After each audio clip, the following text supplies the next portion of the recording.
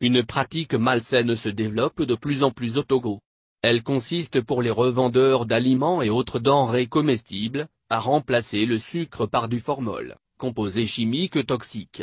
Au détriment dans la santé des consommateurs et dans le silence coupable des autorités et des associations de consommateurs.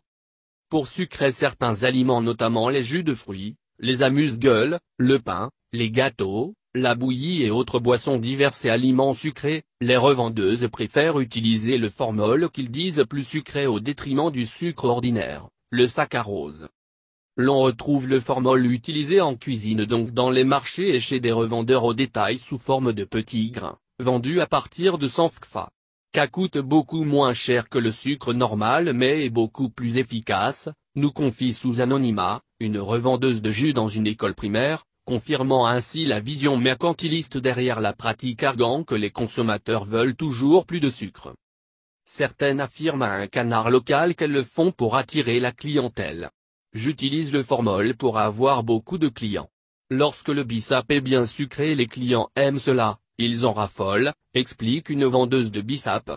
Ailleurs, le formol est utilisé pour d'autres arguments. On parle notamment du coût élevé du sucre. Le sucre est trop cher. Si je vends des gâteaux, je ne gagne pas grand-chose. Mais quand j'utilise le formol, le bénéfice est important, avoue une vendeuse de gâteaux. Selon un spécialiste en hygiène alimentaire, les poulets et croupions qui nous viennent de l'étranger sont injectés du formol. Ce produit est utilisé pour plusieurs raisons. Premièrement, pour que les vivres frais gardent le même volume au départ de l'importation et aussi pour que les poulets résistent longtemps avant leur décomposition, même s'ils n'ont pas été vendus à temps. Ce produit qui sert à embaumer les corps humains dans les morgues est utilisé aussi abusivement pour gonfler, mieux, augmenter le volume ou le poids des surgelés importés de l'étranger. Selon un chimiste, la forme du composé utilisé à la morgue est légèrement différente de celle utilisée en cuisine. Substance cancérigène. Le formol est un composé organique de la famille des aldéhydes, de formule chimique CH2O, également appelé méthanal ou formaldéhyde ou aldéhyde formique. Il est communément employé pour la conservation des tissus animaux ou végétaux et à ce titre employé pour la taxidermie. On le retrouve dans les mousses d'isolation, les panneaux d'agglomération, certains shampoings, certaines peintures et certains emballages alimentaires, la colle à moquette, les vêtements nettoyés à sec et la fumée de cigarettes. C'est dire que dans la réalité, cette composé n'a rien à faire dans la cuisine.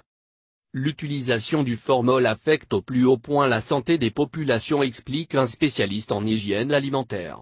L'inhalation ou l'ingestion peuvent causer de graves troubles et être mortels. L'inhalation cause maux de tête, nausées, vomissements, irritation des voies respiratoires. L'ingestion peut causer des brûlures des voies digestives et rendre aveugle. Des études scientifiques indiquent qu'il existe des dangers liés à la pénétration du produit dans l'appareil digestif. Selon Dr Kudoa Martin, les solutions de formaldéhyde sont toxiques si elles sont ingérées, c'est-à-dire avalées. L'ingestion de formol par accident ou dans des cas de suicide ou d'homicide, cause des brûlures par corrosion à la bouche, à la gorge et au tube digestif, ainsi que des vomissements de tissu et de sang. Une fois ingéré, le formaldéhyde est rapidement converti en acide formique, lequel peut causer une acidose métabolique, de même que les lésions au foie et aux reins entraînant une jaunisse, hépatite, et le gonflement des tissus de l'organisme. Dans des cas graves, il peut y avoir des troubles, une dépression du système nerveux central et le décès. C'est une substance cancérigène. Sa manipulation dans certaines conditions nécessite des protections adéquates, blouses, gants, lunettes de protection et hôtes ventilées.